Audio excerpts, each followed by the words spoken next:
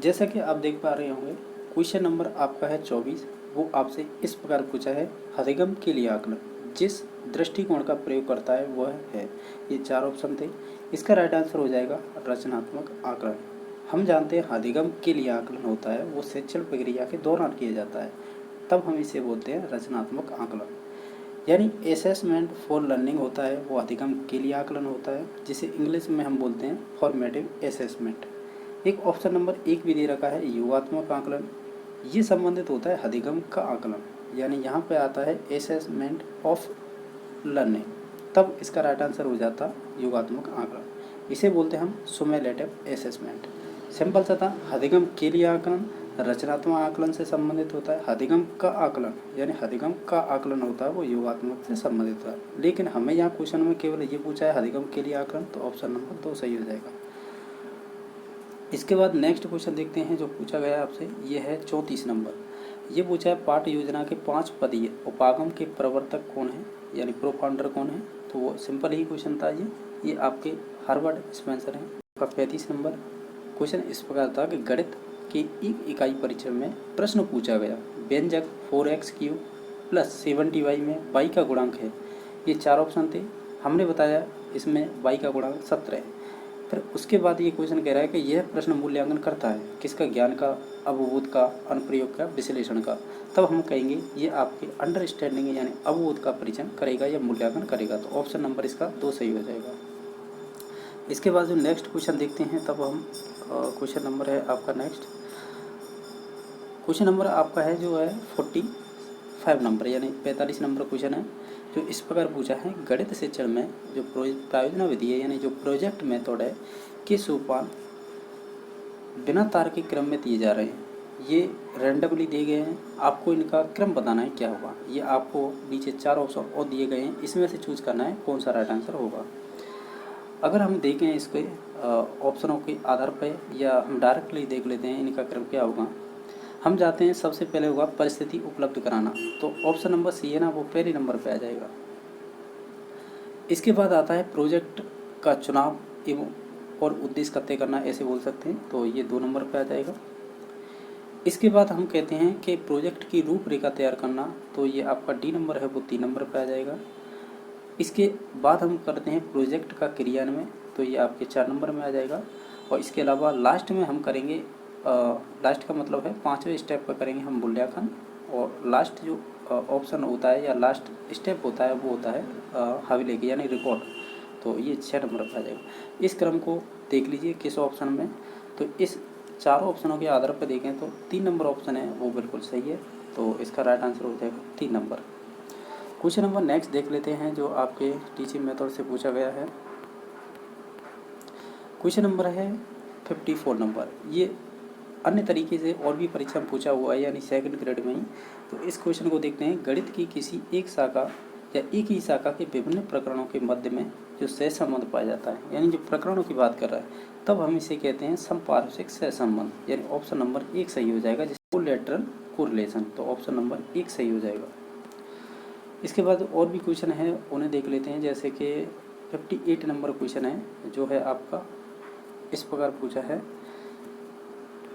गणित के उपयोगितावादी दृष्टिकोण के अनुसार निम्नलिखित में से कौन सा कथन सही नहीं है। जो कथन गलत है वो चूज करना है। आप इन सभी ऑप्शनों को पढ़ के देखना, जो 4 नंबर ऑप्शन है वो गलत है। मोस्टली 3 और 4 नंबर ऑप्शन ही कन्फ्यूज करने वाले थे। इसमें से आप अगर ध्यान से पढ़ते हैं, 3 नंबर ऑप्शन को ध्यान से देखें, ये कह रहा है गणितीय सिद्धांतों को समझने की बजाय यह सीखना ज़्यादा महत्वपूर्ण है कि गणित के जो प्रश्न होते हैं वो कैसे हल किए जाएँ। तो ये पॉजिटिव बात है, ठीक है। 4 नंबर ऑप्शन इसलिए गलत हो जाता है क्योंकि इसमें रटने की बात कही है। देखो, गणितीय प्रश्न कैसे हल करें यह सीखने के बजाय ज़्यादा महत्वपूर्ण यह है कि अंतर्निहित सिद्धांतों को सीखा जाए, यानी जो आपके नियम हैं या सूत्र हैं उनको रटा जाए। तो रटने की बात नहीं होती है, तो ऑप्शन नंबर इसका 4 सही हो जाएगा इस वजह से, ठीक है। नेक्स्ट देख लेते हैं क्वेश्चन नंबर है, इसके बाद है आपका ये कह रहा है कि निम्नलिखित में से कौन सा गणित शिक्षण का गुण नहीं है या नहीं होना चाहिए, यानी जो गणित शिक्षक है उसका जो करेक्टर है वो कौन सा नहीं है, इनमें से वो चूज करना है। हम कहेंगे जो रटने पर बल देने वाली बात है वो गलत हो जाती है गणित शिक्षक के लिए, और या गुण के लिए हम ये बोल सकते हैं। तो ऑप्शन नंबर इसका 3 सही हो जाएगा। बाकी धैर्य रखना, और वैज्ञानिक दृष्टिकोण और गणित विषय पर अधिकार, ये सभी आपके गणित शिक्षक के गुण होंगे। क्वेश्चन नंबर नेक्स्ट देख लेते हैं। क्वेश्चन नंबर 69 है, जो 69 नंबर क्वेश्चन है। निम्नलिखित में से कौन सा ब्लूम द्वारा प्रदत्त शैक्षिक उद्देश्यों के वर्गीकरण के ज्ञानात्मक पक्ष का सर्वोच्च उपक्षेत्र माना गया है? अगर ब्लूम की टैक्सोनॉमी को देखें तो उन्होंने ज्ञानात्मक पक्ष को 6 भागों में बांटा था। उनमें से ये 4 ऑप्शन तो दे रखे हैं और इनमें से ये पूछा है कि सर्वोच्च उपक्षेत्र कौन सा है, यानी सब डोमेन कौन सा है। हम जानते हैं कि सर्वोच्च की बात करते हैं तब हम मूल्यांकन राइट आंसर लगाएंगे, और अगर निम्न की बात करते हैं तब इसका राइट आंसर ज्ञान हो जाता है। ठीक है, तो बाकी आप समझे होंगे, सर्वोच्च का मतलब होता है मूल्यांकन से। नेक्स्ट है 70 क्वेश्चन नंबर। निम्नलिखित में से कौन सी दृश्य सामग्री का उदाहरण नहीं है? वो नहीं है वो चूज करनी है। जो रेडियो होता है वो आपका श्रव्य सामग्री होता है, तो इसका राइट आंसर 4 नंबर ऑप्शन हो जाएगा। क्वेश्चन नंबर 71 पूछा है, यह विचार की प्रभावी अधिगम सिर्फ सामाजिक संदर्भों में ही संभव है, यह दृष्टिकोण अभिव्यक्त करता है। ये 4 मनोवैज्ञानिक दे रखे हैं, तो इसका राइट आंसर हो जाएगा लेव वाइगोस्की। लेव वाइगोस्की कहते हैं कि समाज के अंदर रह के बच्चा अधिक सीखता है, संपर्क में रह के बड़ों के में। ठीक है, तो इस प्रकार ये परिभाषा थी, तो 4 नंबर इसका राइट आंसर हो जाएगा। क्वेश्चन नंबर नेक्स्ट देख लेते हैं।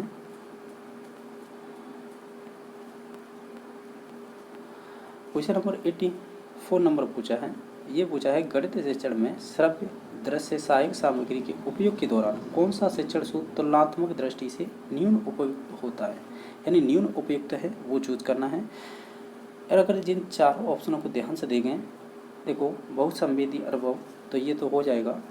सरल से कठिन की ओर पढ़ाना चाहिए, ये भी सही है। ज्ञात से अज्ञात की ओर पढ़ाना चाहिए, ये भी बात कहीं ना कहीं सही है। लेकिन जो 4 नंबर ऑप्शन है अनिश्चितता से निश्चितता की ओर, यानी अनिश्चित से निश्चित की ओर, ऐसे भी बोल सकते हैं, तो ऑप्शन नंबर 4 सही हो जाएगा, जो तुलनात्मक रूप से या कह सकते हैं न्यून दृष्टिकोण से उपयुक्त माना जाएगा। ठीक है, तो ऑप्शन नंबर इसका 4 सही हो जाएगा। क्वेश्चन नंबर नेक्स्ट है, जैसा कि 85 नंबर क्वेश्चन है, इकाई उपागम के प्रवर्तक कौन है, यानी जो आपकी यूनिट अप्रोच है इसके प्रवर्तक माने जाते हैं आपके H.C. मॉरिसन, यानी ऑप्शन नंबर 3 सही हो जाएगा। इसका क्वेश्चन हो जाएगा 93 नंबर। 93 नंबर क्वेश्चन पूछा है कि निम्नलिखित में से कौन सा कथन प्राथमिक स्तर पर गणित शिक्षण का उद्देश्य नहीं है, यानी जो आपके प्राइमरी लेवल पर जो गणित के उद्देश्य होते हैं उनमें से कौन सा नहीं है। ये 4 ऑप्शन है। अगर इन ऑप्शनों को आप ध्यान से देखें तो इसमें जो 2 नंबर ऑप्शन है वो गलत हो जाएगा। ये कह रहा है कि जीवन के विभिन्न व्यवसायों से संबंधित समस्याओं के समाधान की योग्यता विकसित हो या हो सके, इस प्रकार का ये कथन है जो गलत हो जाएगा। बाकी जो 3 ऑप्शन है 1, 3, 4 ये बिल्कुल सही है गणित से संबंधित, यानी प्राइमरी लेवल पर गणित के शिक्षण के उद्देश्य है वो 1, 3, 4 सही है और 2 नंबर गलत है। क्वेश्चन नंबर नेक्स्ट देखते हैं। क्वेश्चन नंबर नेक्स्ट है, क्वेश्चन नंबर 105 है, जो पूछा है आपसे, निम्नलिखित में से कौन सा एक प्रेरणादायी गणित अध्यापक का कथन नहीं है। जो गलत है वो चूज करना है। अगर इन 4 ऑप्शनों को ध्यान से पढ़ें तो ऑप्शन नंबर 3 गलत हो जाएगा। तुम गणित के साथ कभी सामान्य नहीं रह सकते, ये कथन गलत है, बाकी सब सही है। क्वेश्चन नंबर आपका नेक्स्ट है, जो 125 नंबर है, कि निम्नलिखित में से कौन सा शुद्धवादी गणितज्ञों का गणित के प्रति दृष्टिकोण नहीं है। जो गलत है वो चूज करना है। अगर इन ऑप्शनों को पढ़ते हैं तो शुरुआत के 3 ऑप्शन हैं 1, 2, 3, ये तो बिल्कुल सही है। जो गलत है वो 4 नंबर हो जाएगा। यानी हम ये कह सकते हैं जो गणितवादियों का जो दृष्टिकोण है ना वो गणित के प्रति, तो ये गलत कहना हो जाएगा उनका कि ये समस्याओं को हल करने का एक साधन है, यानी एक साधन नहीं है, तो ऑप्शन नंबर 4 सही हो जाएगा। क्वेश्चन नंबर आपका नेक्स्ट है, जो 131 नंबर है, वो इस प्रकार पूछा है कि निम्नलिखित में से कौन सी गणित शिक्षण हेतु प्रयुक्तवादी शिक्षण व्यूह रचना है। प्रयुक्तवादी को इंग्लिश में हम बोलते हैं ऑटोक्रेटिक, यानी जिसपे शिक्षक का आधिपत्य रहता है उसे बोलते हैं प्रयुक्तवादी। ये 4 ऑप्शन है, आपको बताना है इनमें से कौन सा है जिसमें प्रयुक्तवादी शिक्षण व्यूह रचना है। जो व्याख्यान व्यूह रचना है ना वो आपकी प्रयुक्तवादी होगी, यानी कह सकते हैं ऑटोक्रेटिक होगी, जिसपे शिक्षक का अधिकार रहता है मोस्टली, यानी शिक्षक एक्टिव रहता है और जो छात्र है वो इनएक्टिव रहते हैं, यानी निष्क्रिय रहते हैं, तो ऐसे बोल सकते हैं। उसके अलावा बाकी जो 3 विधि हैं ये सभी आपकी छत केंद्रित विधि हो जाएगी। क्वेश्चन नंबर नेक्स्ट देख लेते हैं, जो 136 नंबर क्वेश्चन बना है। ये कह रहा है कि निम्नलिखित में से कौन सा मॉरिसन द्वारा प्रदत्त इकाई उपागम का प्रथम सोपान है। देखा जाए तो आपने हर्बर्ट जो स्पेंसर है उनके भी 5 स्टेप पढ़े होंगे। इसी प्रकार आपके जो इकाई योजना दी थी आपके, या इकाई उपागम बोलते हैं, ये मॉरिसन के द्वारा दिया गया था। तो इसमें 5 स्टेप बताए थे, आपको बताना है उसमें से प्रथम सोपान कौन सा है। हम जानते हैं कि अन्वेषण या खोज करना इनका पहला सोपान का स्टेप होता है, ठीक है। तो ऑप्शन नंबर इसका 4 सही हो जाएगा।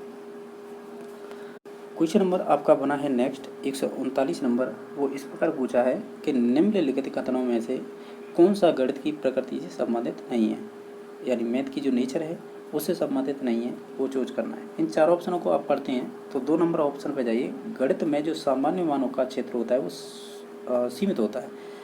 सामान्य मान का मतलब है जनरलाइजेशन, यानी सामान्यकरण बोल सकते हैं। तो हम कहेंगे जो गणित का जो सामान्यकरण का क्षेत्र होता है ना, वो सीमित नहीं होता है, वो व्यापक होता है। तो यही कथन गलत था, तो ऑप्शन नंबर 2 सही हो जाएगा इसका। नेक्स्ट 141 नंबर बना है। ये कह रहा है सिकंदर ने ईसा से 327 ईसा पूर्व भारत पर आक्रमण किया, यह उदाहरण दर्शाता है। अगर इन ऑप्शनों को देखें और ये व्यवहारिक की क्वेश्चन पूछा था, तब हम कहेंगे गणित का सामाजिक विज्ञान के साथ सहसंबंध को ये दर्शा रहा है ये क्वेश्चन, ठीक है। तो ऑप्शन नंबर 2 सही हो जाएगा।